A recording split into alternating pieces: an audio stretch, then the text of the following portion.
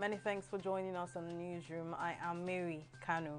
The Minister of Health, Osagie Ehanire, has approved 12 additional hospitals for chemotherapy in the ongoing Cancer Access Partnership Program aimed at over 50% cost reduction.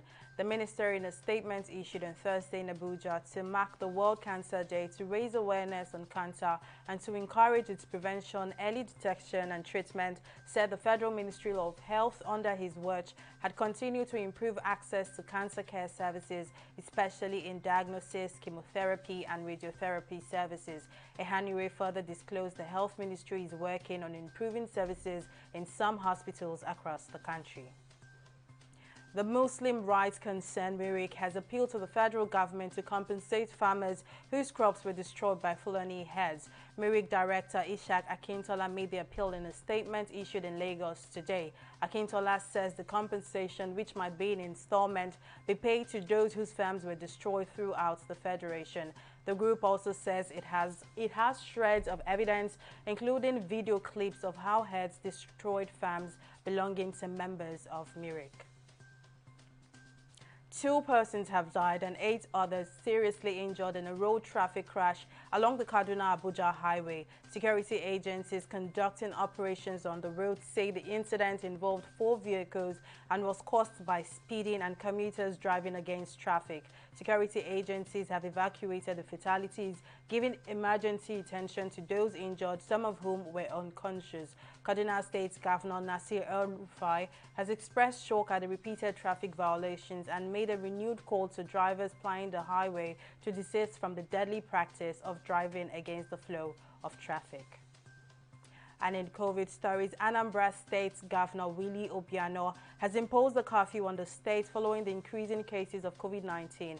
A statement by the Secretary to the state government, Solo Chukwulogbe, reveals the curfew would begin on February 8 and would last from 9 p.m. to 6 a.m. daily. The governor has also directed workers in the state from grade level 1 to 12 to work from home and has also threatened to shut down markets in the state if its citizens fail to observe COVID-19 protocols as prescribed.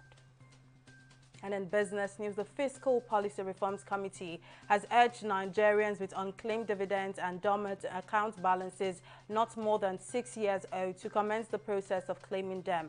Senior Special Assistant to the President on Finance and Fiscal Matters and Secretary of the Committee, Bode Oyetunde, disclosed this on Thursday at the Finance Act 2020 Stakeholder Engagement webinar. The committee urged Nigerians to begin the process as concerns have been raised over the federal government's plans to borrow funds from unclaimed dividends and dormant account balances through the Debt Management Office. And in international news, Kremlin critic Alexei Navalny went on trial today on charges of defaming a World War II veteran days after being handed a nearly 3-year prison term that sparked an international outcry.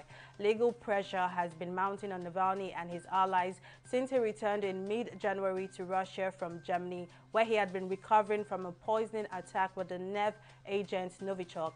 Navalny was ordered by a Moscow court this week to serve 2 years and 8 months in prison for violating the terms of a 2014 suspended sentence on embezzlement charges he says were politically motivated. And in sports, African giant Al Ahly from Egypt beat Al Duhail 1-0 in a stiff match on Thursday to set up a semi-final clash against German champions Bayern Munich at the FIFA Club World Cup in Qatar. Al Ahly conceded just 8 goals in 34 games in cruising to a 5th successive league triumph and won the Egyptian Cup on penalties in December 2020 and will be appearing at the Club World Cup for the 6th time. And that's all for now on the newsroom. We'll be back at the top of the hour for more updates. I am Mary Kanu.